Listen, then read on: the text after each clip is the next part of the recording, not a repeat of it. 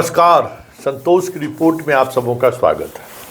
और आज हम संतोष की रिपोर्ट में चिराग के उस सियासत की चर्चा करने जा रहे हैं जिस सियासत के सहारे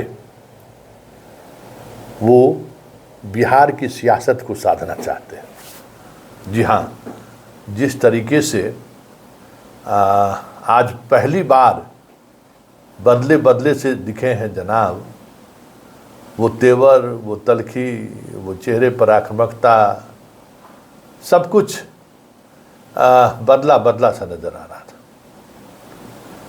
क्या उन्होंने नीतीश और बीजेपी के उस गठबंधन के उस मिजाज को परख लिया है कि इस बार स्पेस नहीं है, या फिर जिस तरीके से राजनीति करवट ले रही है बिहार की, चिराग ने 100% स्ट्राइक रेट की जो बात कर के सियासत साधने की कोशिश कर रहे थे, कहीं न कहीं उस सियासत पर विराम लगता हुआ तो नहीं दिख रहा है। 5% से अधिक दलितों में आबादी होने का, दम भरने का जो जोश चिराग के चेहरे पर दिख रहा था, आज वो कहीं दूर तलक नहीं दिखाई दिया। वजह क्या है? क्योंकि सवाल यही है, जो चिराग हर बार बिहार आने के बाद चहकता हुआ दिख रहा था, इस पर मुरझाया हुआ क्यों दिख रहा है? क्या शाह ने इंडिकेट कर दिया है, या शाह ने संकेत दे दिया है कि अब ज़्यादा उड़िए मत, अपनी जगह पर जाइए, 2020 की तरह आज़ादी आपको मिलने वाला नहीं है? क्योंकि ये सारी चीज़ें अचानक सामने आया है। एक मतलब जो एग्रेशन था, वो एग्रेशन भींगी बिल्ली की तरह लग रहा है। क्या बीजेपी का ऑपरेशन का नतीजा है या नीतीश की जिद का नतीजा है? क्योंकि नीतीश के वफादार आज भी, जितनी भी वफादारी बची हुई है, आज भी चिराग को स्वीकार करने को तैयार नहीं है। उन्हें इस बात का टिस आज भी है कि 75 से 40 के पास लाने वाला में अगर कोई है तो वो चिराग है। इसलिए इसका ऑपरेशन पार्लियामेंट के इलेक्शन में भले ना हुआ हो, विधानसभा के इलेक्शन में कर देंगे बढ़िया से। जीतन राम मांझी का बयान देख ही रहे ना, एक से एक तरह का बयानबाजी हो रहा है, लेकिन उन तमाम बयानबाजों की बात तो अलग है। आज चिराग का वो अदा देखते बन रहा था, मतलब हैरान करने वाला था। हमने तो सोचा कि चिराग फिर चहकेगा, चहकना तो दूर, आज बड़ी भीगी बिल्ली की तरह, एकदम अनुशासित सिपाही की तरह बोल रहा था। तो जरा सुनिए, सीट शेयरिंग, खुद के चुनाव लड़ने को लेकर क्या क्या बोल रहा है और किस तरीके से बोल रहा है, जरा गंभीरता से सुनिएगा। क्योंकि चॉइस भी हमको चाहिए, सीट सम्मानजनक भी चाहिए, लेकिन क्या करिएगा, हो जाएगा। गठबंधन में सब कुछ हमको भरोसा है। ये अचानक भरोसा कैसे हो गया, इस पर हम चर्चा करेंगे, लेकिन पहले चिराग का वो बयान सुनिए। कोई एक विषय पे फैसला नहीं लिया जा सकता। पहले ये क्लियर होना ज़रूरी है कि कितनी सीटों पे लोक जनशक्ति पार्टी रामविलास चुनाव लड़ रही है, गठबंधन का क्या स्वरूप होने वाला है, इन द सेंस कि कौन कहाँ से चुनाव लड़ रहा है। सीटों की संख्या ही नहीं, सीटों का चयन भी होना प्राथमिकताओं में से है। तो ऐसे में जब ये तमाम विषयों पर एक सेंस ऑफ क्लैरिटी आएगी, उसी के साथ ये भी क्लियर कर लिया जाएगा कि मैं विधानसभा का चुनाव लड़ूंगा या नहीं लड़ूंगा, या मेरी पार्टी में से और कौन से सांसद विधानसभा का चुनाव लड़ेंगे। संख्या क्या होगी चिराग अभी तक? संख्या प्रभु, संख्या अगर मुझे पता होती तो मैं बता ही देता। मैं भी तो संख्या को ही लेकर अभी गठबंधन के भीतर हम लोग चर्चा कर रहे हैं। बट मैं मान रहा हूं कि जिस तरीके से सरगर्मियां बढ़ी हैं गठबंधन के भीतर अलग अलग विषयों को लेकर, मैं मानता हूं कि बहुत जल्द एक फाइनल क्लैरिटी, चर्चाएं चल रही हैं बट बस अब उसको फॉर्मलाइज होना बाकी है और वो भी जल्द हो जाएगा। सम्मानजनक सीटें मिलेंगी?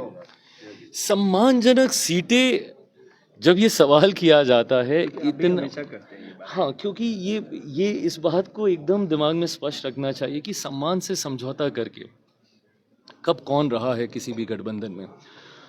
और मैं नहीं मानता कि हमारे गठबंधन में किसी भी घटक दल की सोच ऐसी है कि वो दूसरे दल को सम्मानजनक मौका ना दे विधानसभा चुनाव में अपना प्रतिनिधित्व करने का। मेरे गठबंधन ने मुझे कितना सम्मान दिया है उसका सबसे खूबसूरत उदाहरण 2024 लोकसभा का चुनाव है। मैं मानता हूं कि भारत के गठबंधन राजनीति के इतिहास में ऐसे उदाहरण हम लोग को मिले होंगे कि जहां 10 सीटों वाले को 8, 8 वाले को 5, 5 वाले को 3, 3 वाले को 1 और संभवतः पार्टी का विलय करा लिया गया होगा। बट पहली बार ऐसा हुआ है कि एक सिंगल सांसद वाली पार्टी को 5 लोकसभा की सीटें लड़ने को दी गई। मैं भी उनके विश्वास पे खरा उतरा, 5 की 5 सीटें जीत कर उनकी मैंने झोली में देने का काम किया। तो मैं मानता हूं कि हर दल को उसके सामर्थ्य के आधार पर इवेंचुअली हम सबका टारगेट मैक्सिमम स्ट्राइक रेट को अचीव करना है।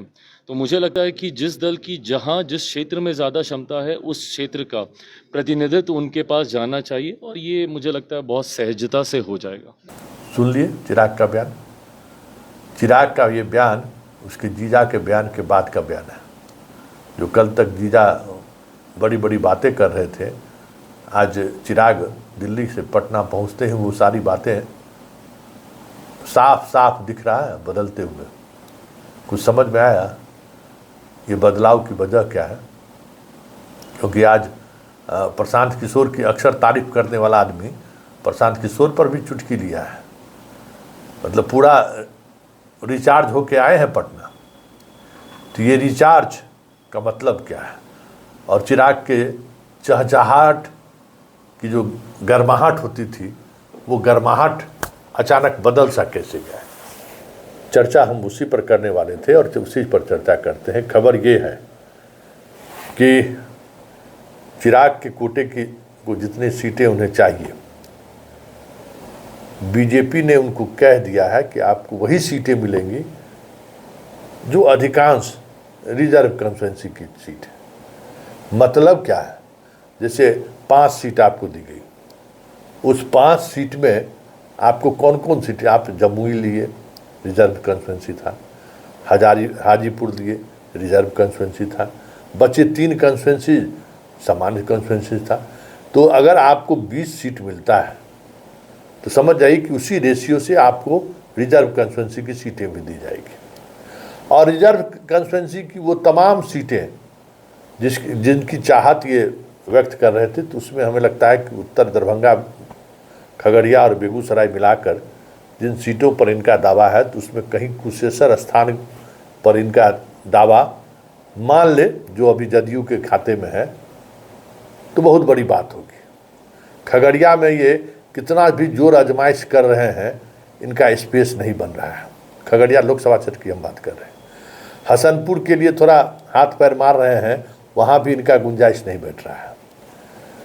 तो जो इनका मूल इलाका था, जिस इलाके से अभी इनके सांसद भी हैं, तो तीनों कॉन्स्टिट्यूएंसी, मतलब 4 कॉन्स्टिट्यूएंसीज मान लीजिए, हाजीपुर, वैशाली, समस्तीपुर, खगड़िया, मतलब एकदम एक रो में है।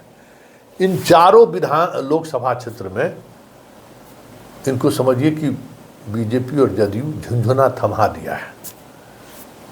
जितने चॉइस की इनकी सीट थे, एक पर भी इनकी बात नहीं चली है। और शाहाबाद के इलाके में जो इनको लगता था कि हमने अपने ताकत पर नीतीश को रोका है, तो वो ताकत भी पवन सिंह और बाकी लोगों को साथ करके बीजेपी ने इनको अंगूठा दिखा दिया कि बाबू अब बहुत हो गया।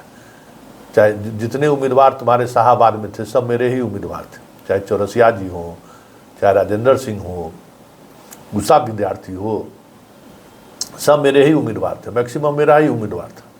इसलिए इस बार चलने वाली बात नहीं है। तो अब ये पेशोपेश में है, करें तो जनाब करें क्या।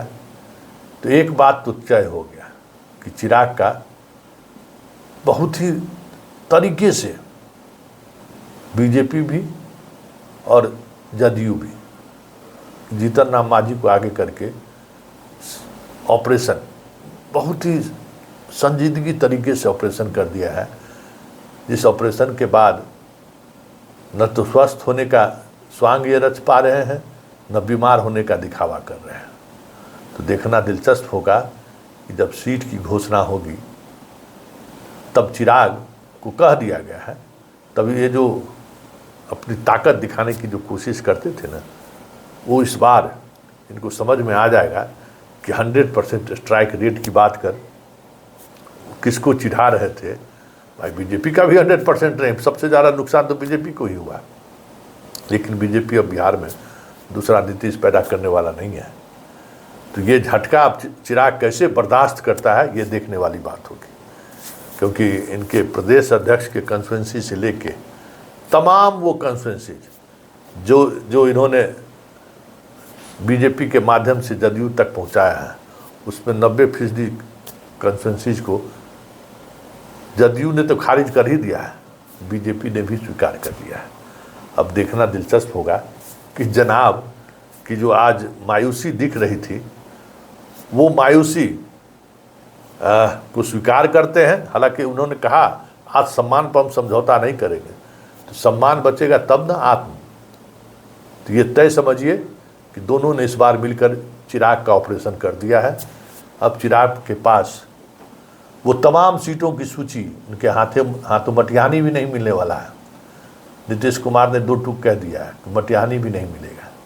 अरे जमुई के कंस्टिट्यूंसी में उसको सीट मिलने में प्रॉब्लम हो रहा है, बाकी जगह तो छोड़ दीजिए, ये स्थिति है। तो देखिए आगे आगे होता है क्या। लेकिन इतना तो तय है कि सियासत में इस बार जो है चिराग का चिराग बुझना तय है। सीट जीत हार कितना होगा ये तो वक्त बताएगा, लेकिन उसकी जो पूरी राजनीति का जो पोटली है ना, उस पोटली को जदयू और बीजेपी वालों ने मिलकर छेड़ लिया है।